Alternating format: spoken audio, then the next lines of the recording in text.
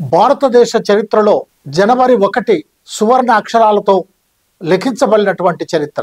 సరిగ్గా 207 సంవత్సరాలకు ముందు జనవరి 1, 1818 మహారాష్ట్ర భీమా నది ఒడ్డున పీష్వా బాజీరావు సైన్యానికి మహర్ సైన్యానికి మధ్య యుద్ధం జరిగింది. బాజీరావు సైన్యం 28,000 మంది పీష్వాలు, కానీ మహర్ల సైన్యం 500 మంది మాత్రమే. 500 మంది మహర్లు 30 కిలోమీటర్లు నడిచి వెళ్లి 12 గంటలు పోరాడి నిద్ర ఆహారం లేకుండా యుద్ధం చేసి 28,000 మంది పీష్వా బ్రాహ్మణుల సైన్యాన్ని చిత్తుగా ఓడించారు. అదే శౌర్య దినం, అదే మహర్ సైనికుల యొక్క శౌర్య దినం.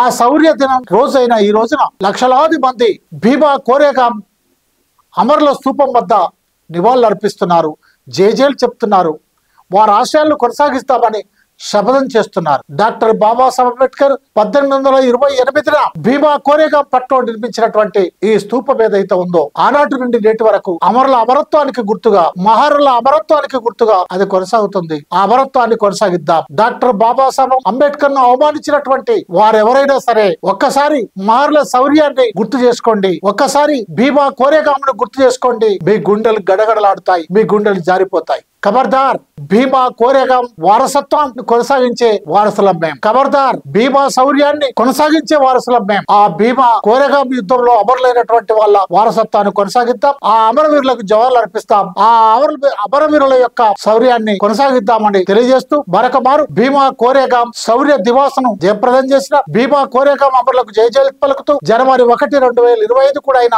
ఈ రోజు నాడు నూతన శుభాకాంక్షలు తెలియజేస్తూ జై భీమ్.